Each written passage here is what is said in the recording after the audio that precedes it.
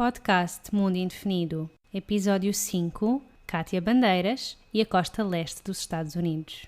Olá, olá! Quero-te dar as boas-vindas ao 5º episódio do podcast Mundo Indefinido. 5º episódio significa que já estou aqui a falar contigo há um mês. Nem acredito, o tempo passou a correr, na verdade. Nem me tinha percebido que já tinha sido assim há tanto tempo. Mas se é a primeira vez que estás aqui, se não ouviste os outros episódios, o meu nome é Catarina e neste podcast falamos sobre viagens. No episódio de hoje estou à conversa com a Kátia Bandeiras. A Kátia está na fase final do seu doutoramento, está mesmo só à espera da defesa, e eu resolvi falar com ela porque durante o seu período em que esteve a fazer o doutoramento, a Kátia teve a oportunidade de viver em Boston durante uns tempos, na costa do Atlântico. E se ouviste os outros episódios do podcast, especialmente o episódio 2 com a Cristel Leal, a Cristel deu-nos a sua perspectiva sobre a Califórnia, que é na costa do Pacífico. E eu lembrei-me de trazer a Kátia aqui para nos dar uma ideia diferente dos Estados Unidos, ou seja, a costa oposta daquela que falámos com a Cristel no segundo episódio. Se ainda não ouviste esse episódio, aconselho-te a ouvir depois deste, portanto fica aqui até ao fim a ouvir a minha conversa com a Kátia e depois volta atrás e vai ao segundo episódio com a Cristel e assim tens duas ideias sobre os Estados Unidos. Espero que gostes deste episódio, da minha conversa com a Kátia e boas aventuras! Olá Kátia! Olá Catarina! Tudo bem contigo? Tudo, obrigada pelo convite e obrigada por me receberes. Sim, muito prazer estares aqui comigo. Sim. Queres começar por te apresentar? Olá, o meu nome é Kátia Bandeiras e como o meu apelido diz, eu sou uma pessoa que gosta muito de viajar e isto já me levou a vários cantos do mundo. Eu acho, quer dizer, não tanto, eu só fui à Europa e às Américas. Já devo ter estado em para aí 19 países e o que a Catarina me pediu para ficar a falar foi um bocadinho sobre a minha experiência durante o doutoramento de viver em Boston. Eu sei que já houve um episódio com a Cristel, não é? Sobre Exatamente. A costa oeste, então venho-vos falar um bocadinho sobre a costa leste. Sim, a minha ideia era mesmo essa. Nós já tivemos aqui a Cristel no segundo episódio, que ela falou sobre a sua experiência na Califórnia. E a minha ideia era trazermos uma outra perspectiva. Os Estados Unidos é um país tão grande, certo? Sim.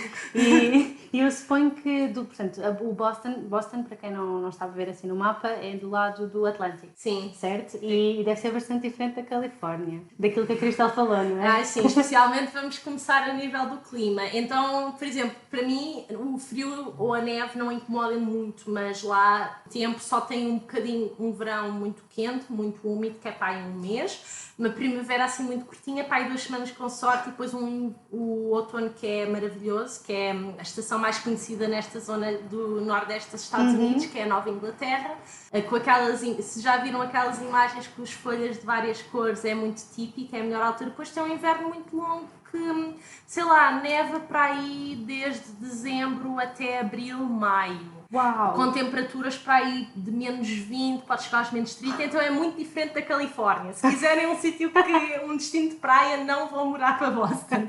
Mas há muitos outros motivos de interesse lá e o Boston, por exemplo, para turismo interno dos Estados Unidos é muito popular porque é um sítio que tem muito a ver com a história dos Estados Unidos e para quem gosta de desporto, para quem gosta também de cultura universitária, é uma cidade muito boa para se viver. Pronto, então por aí são as duas, se calhar é a principal diferença para já entre a Nova Inglaterra, o norte da costa leste dos Estados Unidos e a Califórnia, é mesmo o clima. Só a começar por aí, quando falaste em menos 20, isso para mim era ótimo, porque eu adoro temperaturas frias. Sim. E por exemplo, se calhar cá sinto mais frio quando estão temperaturas, sei lá, 5 graus do que para lá menos 20. Por exemplo, uma coisa que, sei lá, se já estiveram no inverno noutros países da Europa que tenham temperaturas um pouco mais rigorosas que as nossas, casas são muito melhor isoladas, há muito melhor aquecimento. E as pessoas também sabem vestir de outra maneira para o frio. Por exemplo, eu sou uma pessoa que a nível de roupa, de calçado, sou uma pessoa bastante baratinha nesse sentido, e a peça de roupa mais cara que eu comprei foi um casaco que fui para os Estados Unidos e mesmo assim foi para aí 100 euros, mas já era um casaco bastante bom. Há sempre aquelas precauções de ter boas meias, boas botas, ter leggings térmicas, ter camisolas interiores, ter gorro, ter um bom cachecol, umas boas luvas impermeáveis é muito importante. A pessoa começa a perceber como se vestir para o frio e é bastante aguentável. Eu estava lá muito bem. Claro que tem que se ter cuidado quando eles chamam os wind chills, quando tem aquele vento muito frio. Mas, por exemplo, em Boston há alguns temporais, que são os blizzards, algumas tempestades de neve. Mas não é assim muito comum, só houve para aí 3, 4 dias que eu estive um ano no MIT, Massachusetts Institute of Technology, que é uma universidade de engenharia bastante conhecida, e estive um ano também a colaborar com a Escola de Medicina de Harvard. E então, nesse tempo todo, só deve ter havido para aí 4 ou 5 dias que as universidades fecharam, em que eu tenha lá estado, porque eles lá conseguem lidar muito bem com a neve. Claro que há todo um sistema para fazer com que as pessoas façam isso, desde haver multas se as pessoas não limpam os caminhos, porque realmente é muito perigoso. Então, se gostam de frio e se aguentarem bem, é um bom sítio, e acho que é uma cidade bastante bonita e agradável e que tem bastantes espaços verdes também que podem aproveitar, e rio. Sim, é isso. Eu espero não ter assustado muito, eu vou falar de outras coisas que não o clima em Boston. Mas sim, os próprios bostonianos queixam-se muito do clima. Não, eu estava a pensar, só para terminar esta parte do clima, porque eu estive 6 meses em Vitória, no Canadá, como tu sabes. E aquilo, naquela zona também, eles não costumam ter muito frio, não estão habituados a ter assim temperaturas negativas. E quando eu estive lá, apanhei o maior nevão que tinha havido nos últimos anos. Eles não estavam nada habituados. E nem sequer era assim uma neve muito grande. Se tu punhas o pé, ele não afundava totalmente, percebes? Conseguias andar facilmente nas ruas, mas fechou tudo. Porque eles não sabem como lidar com aquilo, os carros não estão preparados, as estradas não estão preparadas. É completamente diferente de quando estás numa zona que eles estão habituados a lidar com a neve. Sim, era o mesmo que se agora houvesse um nevão em Lisboa. Exato, era o pânico. A cidade parava completamente. Por exemplo, eu acho que uma vez que eu vi cá nevar, eu devia ter para aí 10 anos, sei lá, foi para aí 2000 e pouco. Então, tipo, a neve caía ao chão. Naquele ano que nevou em Lisboa. Sim, é que super incomum. É que até as comunicações pararam, não sei se tens noção disso, né? O pessoal estava a mandar mensagens, estava toda a gente a dizer uau, neve em Lisboa! Sim. Foi assim um ano muito estranho para cá. Sim, acho que também é uma coisa que viajar também nos dá a noção, que se calhar as coisas de cá nos parecem um pouco assustadoras, tipo temperaturas negativas, tipo, se calhar lá fora é uma coisa normal e até é bonito ver neve quando não se torna demasiado incomodativo para a vida. Mas então, estavas a falar que Boston tem ali universidades, não é? Sim. E tu estiveste no MIT, estavas a dizer que tinhas estado em Harvard também, não é? Sim. E sentes assim que há uma cultura universitária nas ruas? Sim, muito grande. Por exemplo, Boston é uma cidade que vive muito das universidades, mas também vive muito da inovação, especialmente em bioengenharia e biotecnologia, que é a minha área. Por exemplo, há 2 grandes pontos de empreendedorismo nos Estados Unidos. Aqui ouvimos muito de Silicon Valley, que foi também o que a Cristel falou, e eu também fui lá. É muito de tecnologia, mas biotecnologia, farmacêutica, tudo que envolve mais essa parte de organismos vivos e de componentes deles associados é muito em Boston, porque é onde estão várias universidades, não só a MIT e Harvard, também há outras que também têm muita investigação nessa área. E então acaba por ser um sítio onde se sente muito essa cultura de empreendedorismo também, e as universidades acabam por ser já um ponto de entrada nisso. E então, a nível de cultura universitária, há uma coisa que é o dia 1 de setembro. Por acaso, em ambos os anos que lá morei, nunca estive em Boston no 1 de setembro, porque chama-se o Allston Christmas. Allston é um dos bairros de Boston, e Natal porque é quando os estudantes trocam de casa, trocam de residência, então há montes de mobiliário na rua que podem apanhar, porque está tudo a trocar de casa. Então é bom, sei lá, se tu quiseres, sei lá, uma cadeira ou uma mesinha para a tua casa, ir lá buscar, porque está tudo a fazer troca das casas. E é bastante normal, por exemplo, nota-se também que as pessoas são muito práticas. Por exemplo, cá começa-se a ver muito aquelas coisas das sweats das universidades, mas lá toda a gente anda assim muito com o merchandising das universidades. Não é tanto a cultura de desporto universitário, não é tão evidente lá, mas existem algo, como por exemplo noutros estados, mas existem algumas coisas. Por exemplo, eu vi praticamente todos os desportos americanos mais conhecidos. Eu nunca fui a um jogo da NFL porque é muito caro, mas fui ao futebol americano do Boston College, que também é outra universidade. Já começo aqui a entrar em dicas do que visitar em Boston. A nível de campos universitários, o Boston College, que é uma universidade um pouco com um estilo mais inglês, foi muito inspirada também para a comunidade irlandesa católica, porque havia muitos imigrantes irlandeses e italianos que foram para a costa leste, não só Nova Iorque, mas também em Boston e outras cidades da costa leste. E então tem esse estilo, até há muita gente que diz que parece um bocado Hogwarts. Então é um bocado o campus mais parecido com o imaginário de Harry Potter, e é realmente muito bonito. E tem essa cultura nos jogos de esportes universitários. Há uma coisa que é o tailgating, que é um bocado tipo, estão a imaginar o Estádio Nacional em final de Taça de Portugal, tipo toda a gente churrasco, a bagageira do carro aberta, fazer salsichas, bufanas, é tipo isso. Esse ambiente. Sim, então é uma coisa que os estudantes se envolvem muito. E depois também há muitos museus associados às universidades também, e nota-se muito também que cada departamento tem eventos diferentes, e no verão, por exemplo, há muitos churrascos. Também há uma coisa que no MIT que é o Rush, que é um bocado tipo uma praxe, mas é os alunos a praxarem a universidade. Universidade? Sim, existe algumas pranks associadas. Uma foi tipo pintar o jogo do galo num dos telhados de um dos departamentos. Houve um que foi meterem um carro da polícia num teto, por exemplo.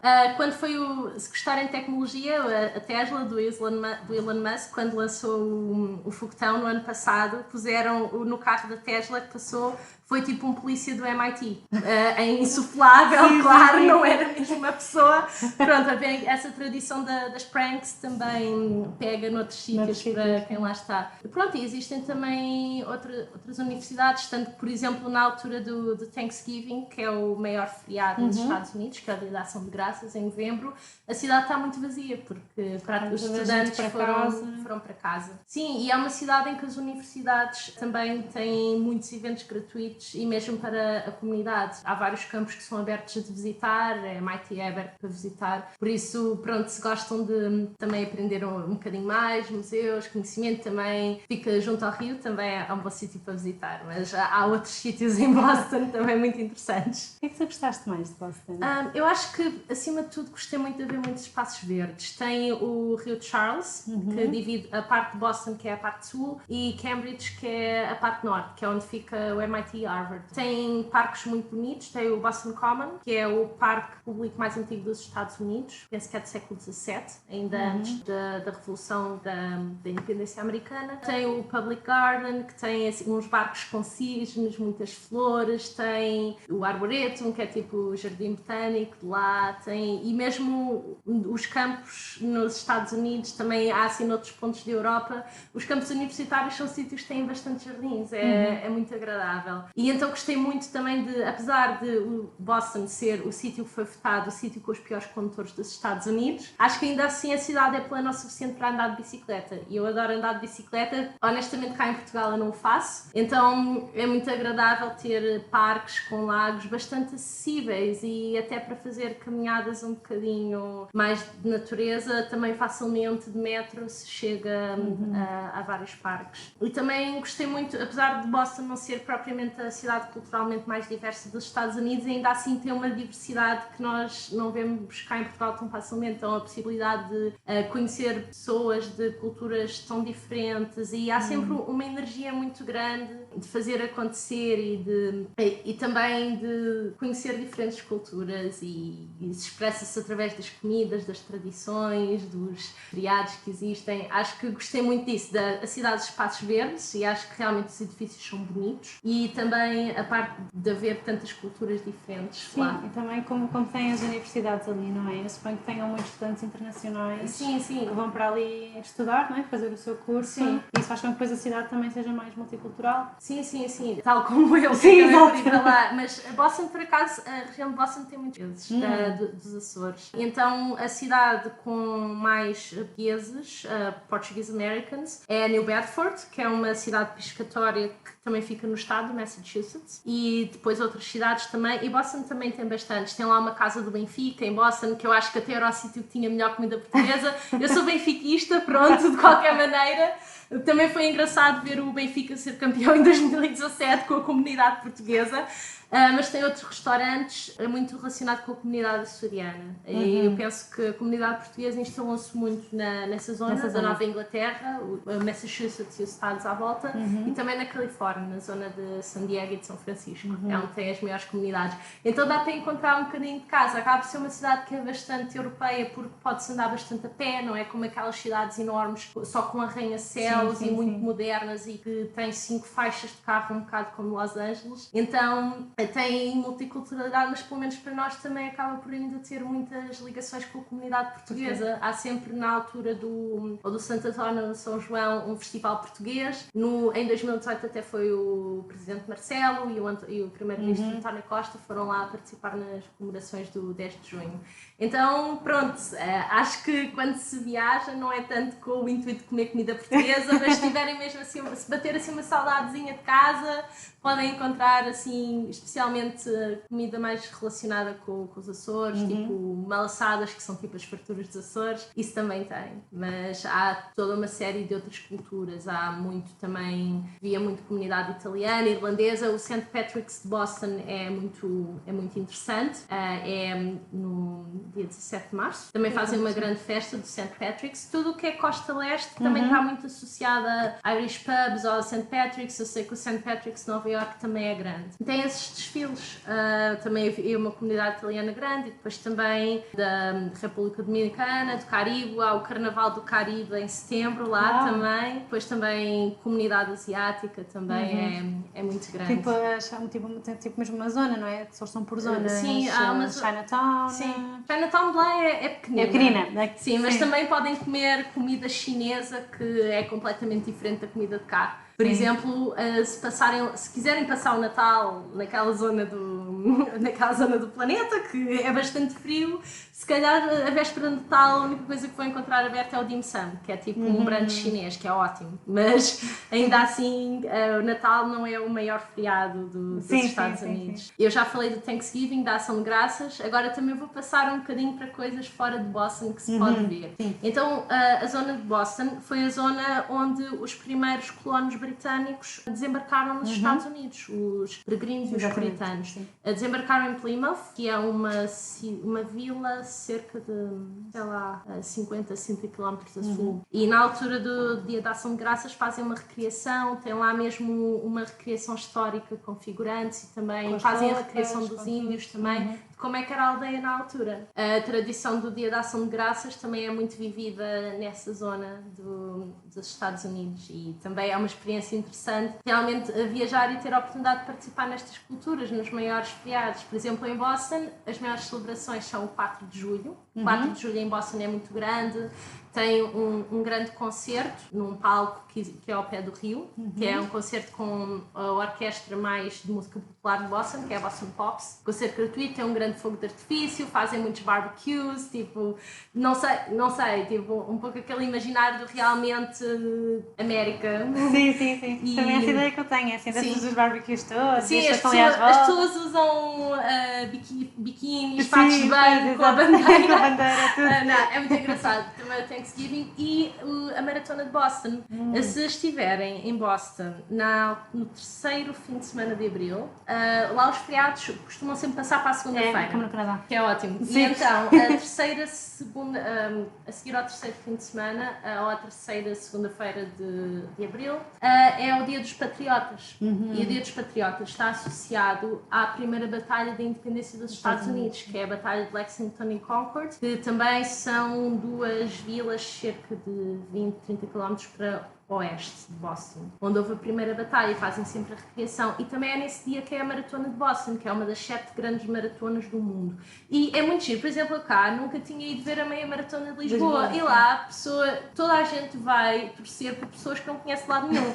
Por exemplo, no primeiro ano, até estava relativamente bom tempo, nós tínhamos uma bandeira portuguesa lá na sala dos portugueses e levámos a bandeira naquela de ver se alguém português que estivesse a correr nos parava parava, porque vemos muitas pessoas a correr por causas e então é muito comum ouvir as pessoas sério, tu consegues, tipo, e estamos a gritar para pessoas que não conhecemos lá nenhum e a cidade junta-se muito à volta desse evento. É mesmo muito engraçado, tanto no segundo ano estava a chover torrencialmente, estava quase temperaturas negativas. Sim, foi muito sofrido. Eu fui ver na mesma, estava lá com o tipo chover a cântaros, mas fui ver porque acho que é mesmo algo que é muito do espírito da cidade. Esta cultura desportiva, por exemplo, em Boston as pessoas são muito ativas para o desporto, há muitos espaços para correr ao ar livre. E depois também eles têm muita cultura do beisebol, basquete, hóquei no gelo, futebol americano, são os 4 principais esportes, têm equipas muito boas. Por exemplo, este ano, desses 4 grandes desportos, 2 dos títulos foram para equipas de Boston, ficaram em segundo lugar no hóquei no gelo e o basquete não correu tão bem, mas foram para os playoffs. Também é uma coisa que também é engraçado de se poder fazer, é ver esse tipo de eventos. São muito caros os bilhetes, tens mais ou menos depende. ideia? Futebol americano, os Patriots são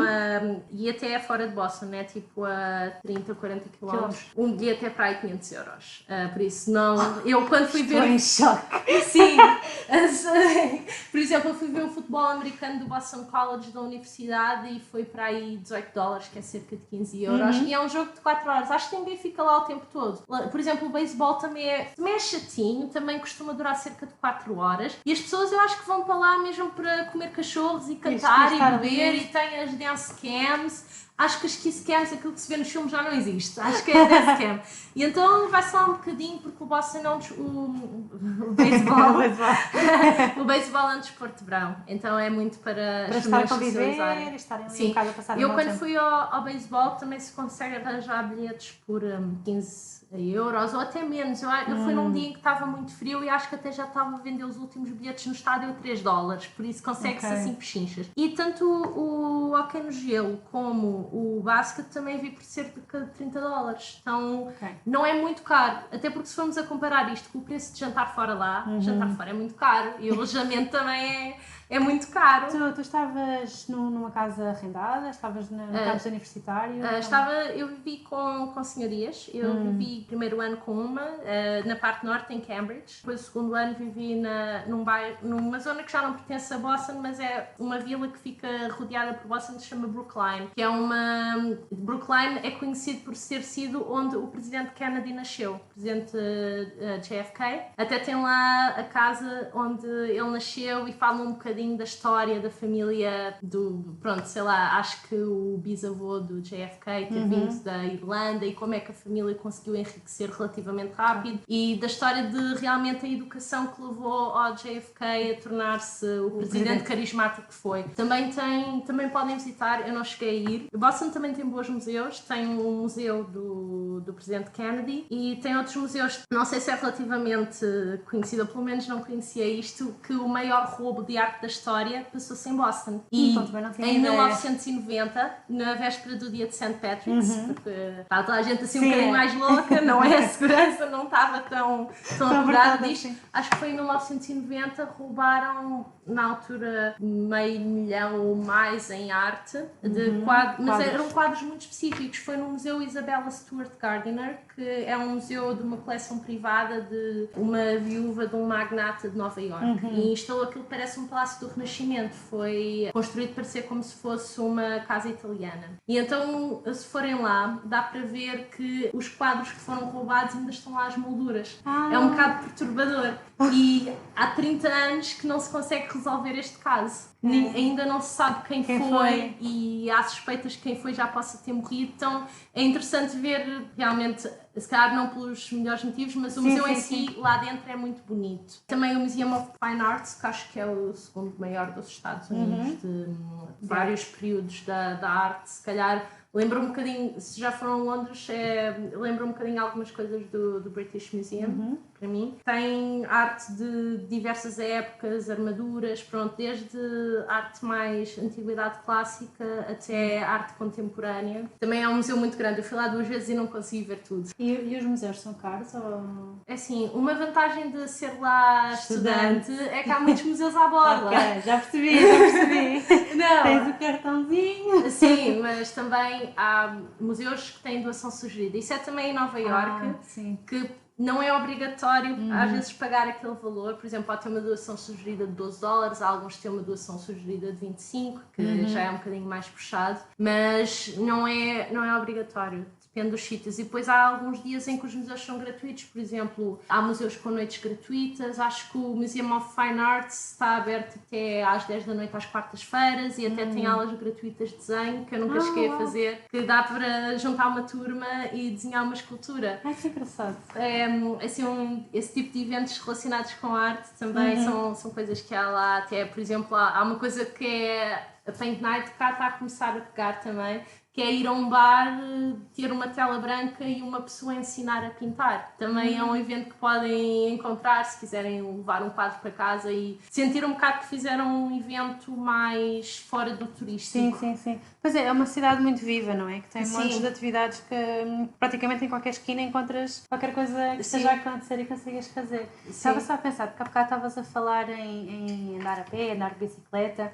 Quais é que são os transportes que há lá em Boston? Há assim...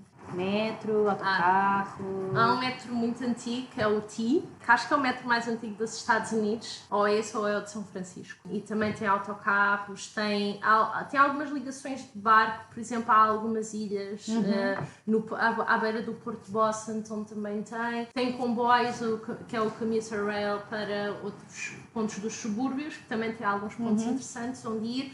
E tem autocarros bastante frequentes para outras cidades dos Estados Unidos, por exemplo, para ir para Nova Iorque. Muita gente, por exemplo, quando tinha lá visitas, as pessoas queriam ir a Nova Iorque, é normal, é o que nós conhecemos melhor, é tipo 4 horas e meia e tem autocarros muito baratos. Por exemplo, eu cheguei a pagar $1 uma vez por uma viagem. Uau. $1 mais taxas, por isso foi tipo $4,50. Mas pronto, que eu me esqueço sempre, é de mais taxas, porque eu vejo sempre o preço. No Canadá era a mesma coisa. Eu via o preço, fazia as contas na minha cabeça, ok, bora, vamos pagar, e depois de repente, mas há mais as taxas ainda. Sim.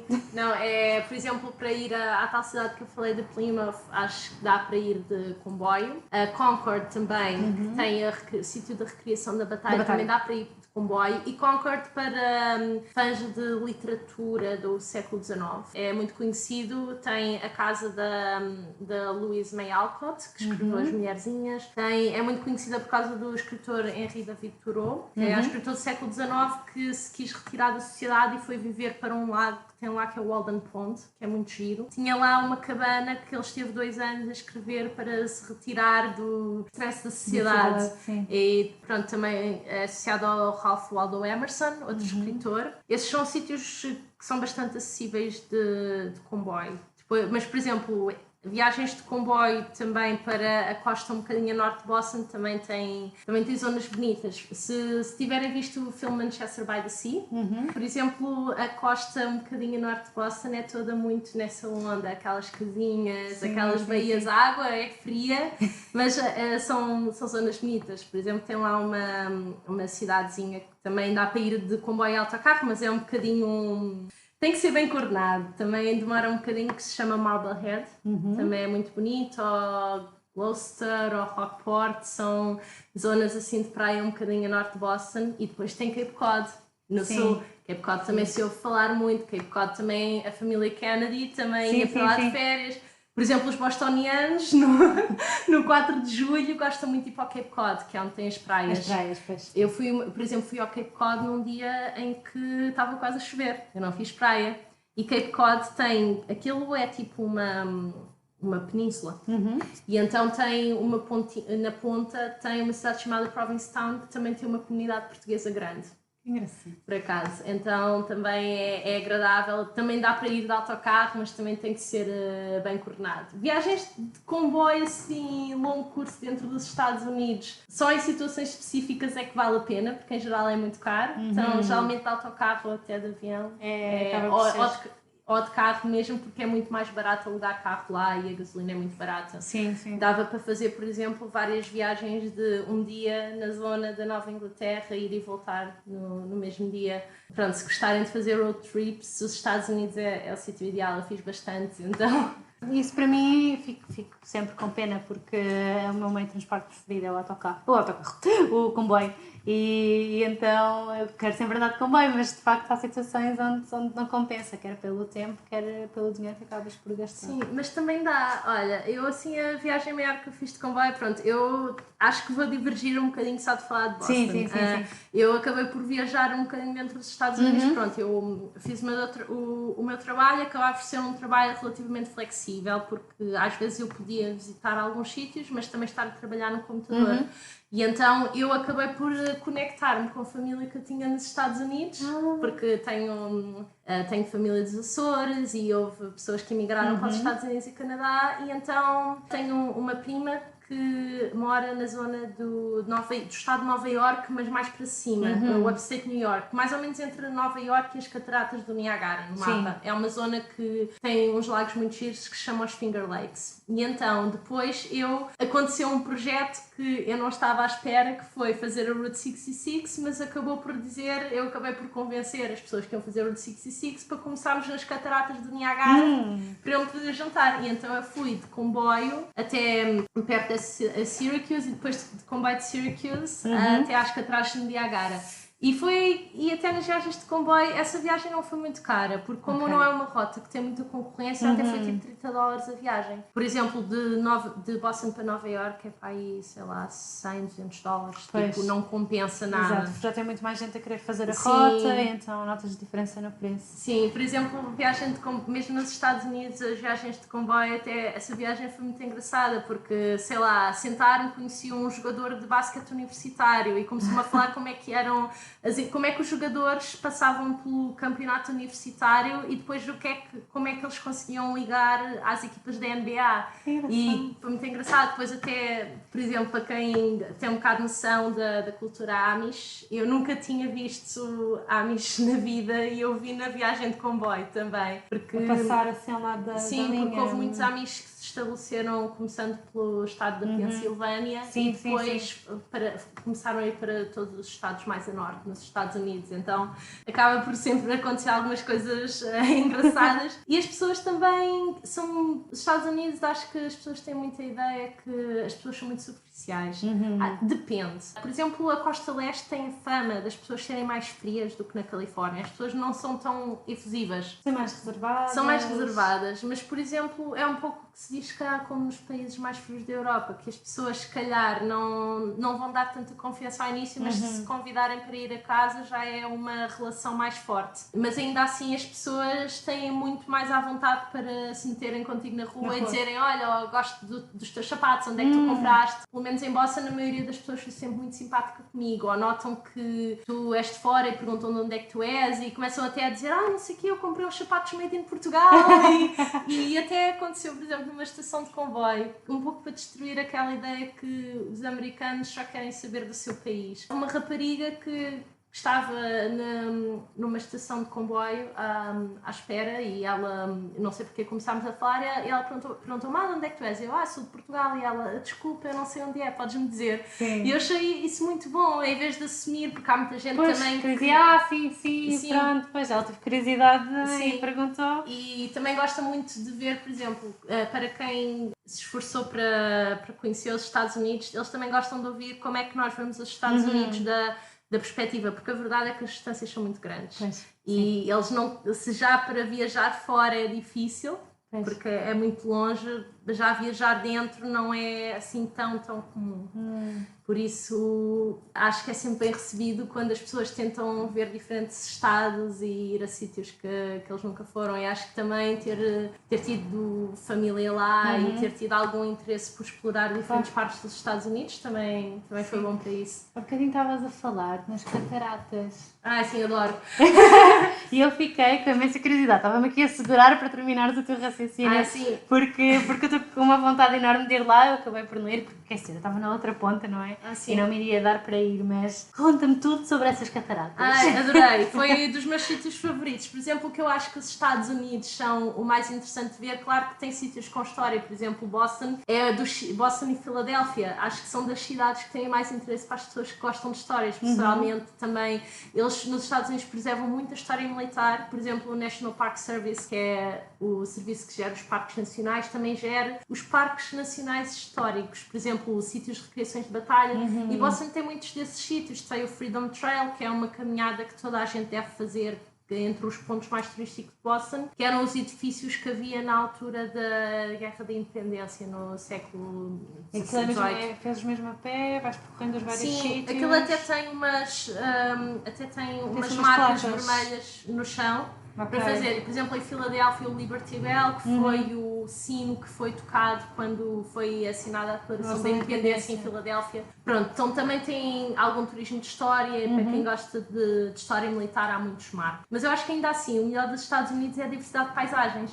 Então tanto se pode ter as cataratas da Niagara, toda aquela água, como se pode ter desertos no Arizona, Novo México, mais a sul, como tem o Grand Canyon e outros desfiladeiros, como também o Havaí também já parece um bocadinho, os Açores um bocadinho mais tropicais, tem um pouco de tudo. E as cataratas foi muito giro.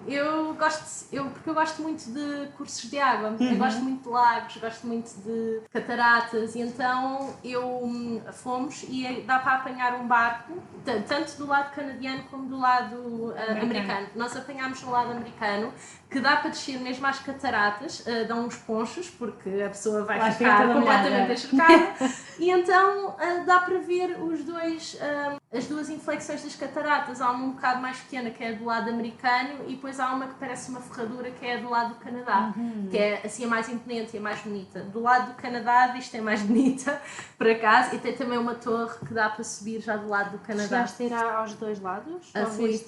Tanto que a viagem acabou por ser também, depois como eu tinha família na zona de Toronto, acabámos por pensar, como já que vamos às cataratas, vamos aproveitar para ir a Toronto também. Toronto também é uma cidade com muitos portugueses e também é tipo uma Nova Iorque um bocadinho em ponto pequeno, Nova Iorque do Canadá. E então deu para ir aos dois lados e conhecer. E então portanto, o barco vai e passa mesmo por baixo quer dizer, não é bem por baixo da catarata, né? Senão vocês viram todos. Mas estás ali e recebes a água toda. Sim. E dá para ver mesmo a potência da água. Sim. E o som, como é que é? Assim, é muito ensurdecedor ou não? Não é calmo? É? Não achei. Não é propriamente calmo, mas sei lá, vamos pensar como se fosse um bocado uma... Não trovoada, mas tipo chover a cântaros, assim, mas mais forte, obviamente, mas não foi algo que me fizesse estremecer. Acho que foi bastante aguentável. E acho que também foi ver-se vários arco-íris, porque é muita água e naquele dia estava muito sol. E depois, se forem no inverno, às vezes as cataratas congelam. Eu acho que este inverno, como esteve muito, muito frio, as cataratas congelaram. Há fotos, é incrível. Também é interessante, pronto, para quem gosta muito do inverno e assim de tempo está as pessoas mais aventureiras. Estou a falar mais dos esportes de inverno. Dos esportes de inverno também é uma coisa que os americanos também, pelo menos das zonas onde há estâncias de ski, também se aventuram. A Boston também fica relativamente perto de algumas estâncias de ski. Geralmente há um estado a norte de Boston que é o New Hampshire. Tem umas montanhas que são muito conhecidas lá, que são as White Mountains, que são de ski. Depois no verão também dá para fazer várias caminhadas e no outono é dos sítios mais bonitos com a folhagem de outono. Para ir a essa zona nordeste dos Estados Unidos, eu acho que já tinha dito que a melhor altura é mesmo o outono, porque é mágico fazer a road trip e ter as folhas desde vermelho, castanho, amarelo, laranja. Sim, aquelas cores todas. Eu adoro as cores do outono, adoro. Sim, é mesmo a melhor altura para ir a Boston, é final de setembro e início de outubro. Só um bocadinho tinhas falado que também tinhas ido a Nova Iorque. Sim, 6 vezes! 6 vezes? Não, 6 ou 7! Isso é que foi, é? Porque é o que dá a ter pessoas a visitar, mas olha que, tipo, só houve 3 vezes em que eu fiquei mais de um dia de seguido. Porque como é 4 horas e meia de autocarro, dá para sair de Boston às 6 da manhã e voltar de Nova Iorque, sair de Nova Iorque às 8 e já dá para ver as coisas principais, andar na Times Square, andar na Quinta Avenida, ir ao Central Park. Também dá, andando um bocadinho mais, para ir à Wall Street e ver a Estátua da Liberdade da margem do Hudson. Então também dá bastante para ver. Sim, Nova Iorque é uma cidade que eu gosto e não gosto. Eu gosto também é uma cidade muito diversa, é muito grande. Tem o Central Park, que acho que está no imaginário de todos nós, dos filmes, das séries. Mas depois tem outra parte que eu não gosto tanto, por exemplo, a zona de Wall Street. Acho que toda a gente deve visitar, mas os arranha-céus são muito altos, são ruas muito estreitas para mim, então essa parte eu não gosto tanto, mas também de Brooklyn, Queens, até a zona mais a sul, também dá para ir de comboio para Newark, que é uma cidade com a comunidade portuguesa muito grande também, e também dá para ir, por exemplo, eu gosto muito de visitar campos universitários. Então tem Columbia, que é uma das Ivy Leagues em Nova York também é um campus bonito, e também dá para ir de comboio a Princeton, no estado de Nova Jersey, onde o Albert Einstein também esteve um tempo. Também é um sítio interessante. Mas dentro de Nova York há todos os tipos de comida possíveis e imaginários. Chinatown, Little Italy, tem aqueles bairros muito ricos, tipo Soho, e depois tem Harlem, que ainda tem muito relacionado com a cultura africana, a cultura gospel também. Depois, mais a norte, ainda mesmo para cima de Manhattan, tem o Washington Heights, que é muito comunidade latino-americana. Também tem spas coreanos, tem de tudo, e mesmo a nível de museus há de tudo e mais alguma coisa. Por exemplo, eu nunca fui ao Museu de História Natural, mas fui ao Museu do 11 de Setembro. Esse, estávamos a falar de sons há bocado, e esse é que o som é um bocado ensurdecedor, porque onde caíram as Torres Gêmeas, agora são tipo duas fontes, mas a água está a cair. A água é como se a água estivesse a engolir as torres, onde antigamente estavam as duas torres. E então, quando vamos ao museu, o museu é para baixo de terra, então ouve-se o barulho da água a cair. E tem lá peças, tem gravações das comunicações quando aconteceu o atentado. Realmente dá para mexer um pouco connosco, e acho que é um evento que está na história de recente praticamente todos nós. Sim. Acho que praticamente toda a gente se lembra o que é que estava a fazer há 11 de setembro. Sim. Pronto, e tem também ir ao Empire State Building, que também o edifício por dentro é muito bonito. A vista, dizem que do Top of the Rock é melhor, que é o Rockefeller Center, que está muito associado também a vários programas, ao entretenimento. Eu passei a passagem de ano 2017 para 2018 em Times Square, não aconselho. É uma tourist trap, completamente. Primeiro que tudo, apanhámos a segunda passagem de ano mais fria da história. Estavam menos 14, e então estar na rua, já estávamos muito longe, chegámos, era tipo 9 da noite, estar muito longe, e não se pode sair nem para ir à casa de banho, porque tem-se passar por 3 pontos de segurança. Por isso há pessoas que ficam tipo um dia inteiro ou mais, eu não sei como é que eles fazem o que têm a fazer. E então depois eles não metem ecrãs, por isso só se está perto ou não se consegue ouvir nada do concerto.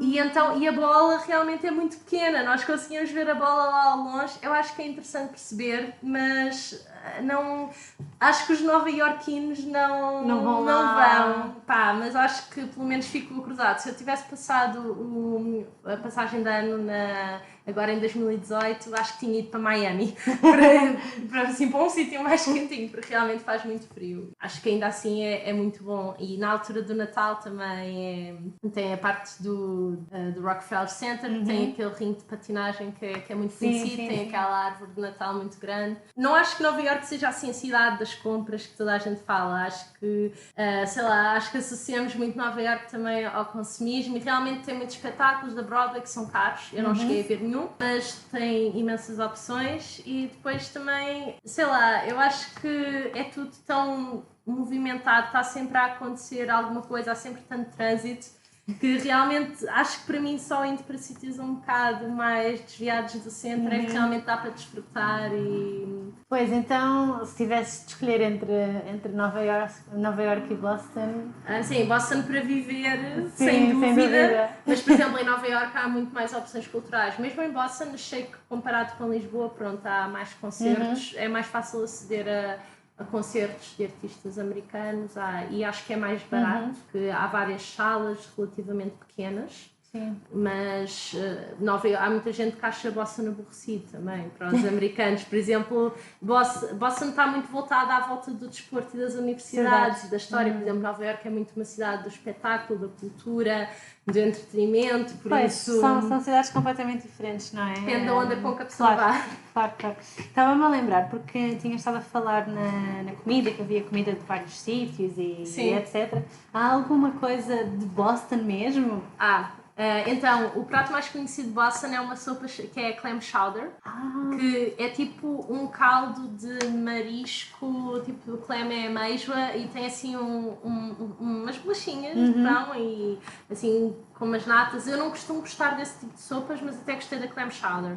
Um sítio que até é barato e é assim uma casinha tipo pescadoras típica é o Barking Crab. Não estou a ser paga para dizer isto, não é? Então são as minhas recomendações honestas. E também há quem goste de comer no Faneuil Hall, que é um mercado que já existe há muito tempo. Era um sítio onde os políticos na altura da Revolução se encontravam e hoje em dia também é um mercado. Tem lá muita comida e vendem lá clam chowder dentro de um pão, um bocado como se fosse um pão recheado. Eu comi, não era da ameijoa, eu já não lembro de que era, mas eu comi em Seattle. Sim. Dentro de um pão também, e eu gostei muito.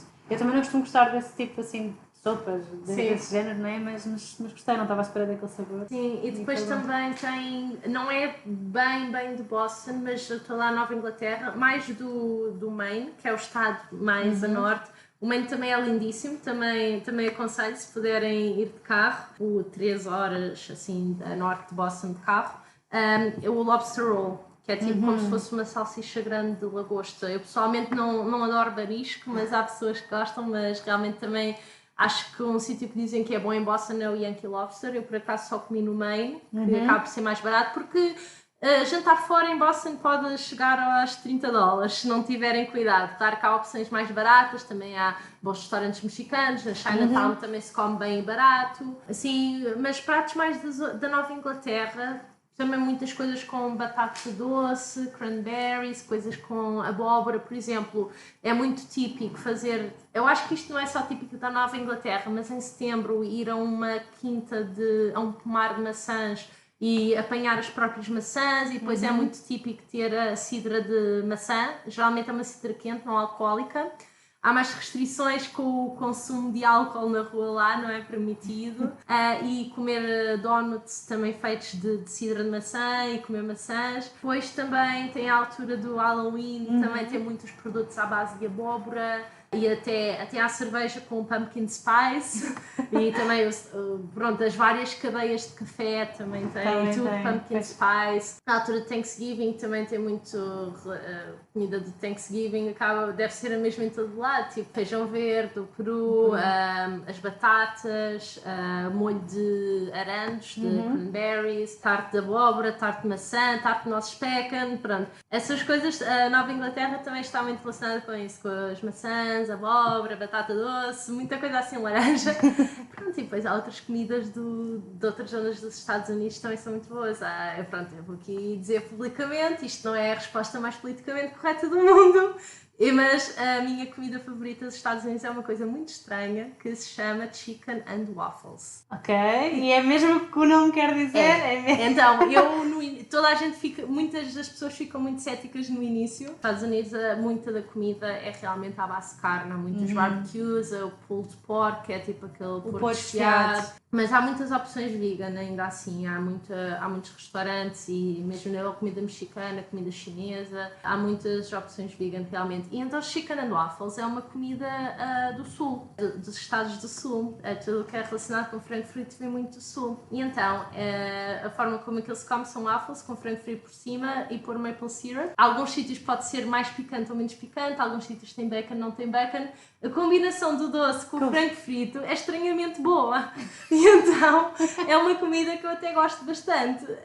E eu aconselhava a toda a gente comer. Pois é, porque, quer dizer, eu estou a assumir, não é, que o waffle é doce, certo? Depois tens o frango frito em cima e ainda põe maple syrup. Maple syrup, ok. Sim, maple syrup é muito nas panquecas. Por exemplo, também uma coisa que também é típica da Nova Inglaterra, também são panquecas de mirtilo, também são muito boas, tipo naqueles diners. Por exemplo, também se nota diferenças dos diners, por exemplo, no norte, que são a comida um bocadinho mais saudável do que os diners do sul. Eu também fui ao Tennessee e à Carolina do Norte, esses estados do sul. Os Estados do Sul é completamente um outro nível de molhos e coisas fritas que não se vê no Norte. No Norte também há muita coisa de caça, porque realmente tem mais floresta também. Sim, também tem a ver com as coisas que encontras nos sítios, não é? Mesmo sim, com a própria localização e com as Sim. coisas cá lá. Sim. Eu fiquei a pensar nessa do frango frito com os waffles, confesso. Sim, há cá em Lisboa, mas o sítio onde eu comi não me agradou muito, mas depende de tudo. Estou aqui a pensar mais coisas que sejam típicas de Boston. Gostam de cerveja, tem a Samuel Adams e tem a Harpoon, que são as duas cervejarias mais conhecidas. Lá, por exemplo, há muito também cultura da cervejaria artesanal, há alguns bons bares, mas, por exemplo, a Samuel Adams, a tour da cervejaria é gratuita.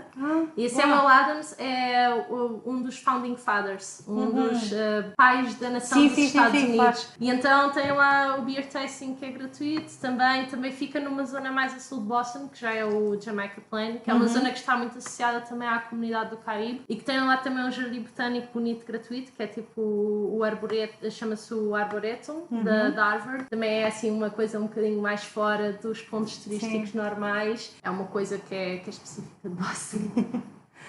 Olha, e tu agora já estás cá em Portugal, já voltaste a Portugal e planeias ficar por cá agora? Isso é uma questão que ainda está em aberto. Realmente o nosso país tem coisas muito boas e tem outras também com as quais eu não me identifico tanto. Então ainda é uma coisa que eu estou a ver, dependendo das oportunidades, ainda estou numa fase de transição, mas por exemplo ganhei muito este gosto por viajar, por fazer viagens em Portugal, viagens de carro. O meu pai gosta muito, por acaso, então acho que também conheço Portugal relativamente bem. Então quando voltei aos Estados Unidos eu já achava que era tudo muito perto.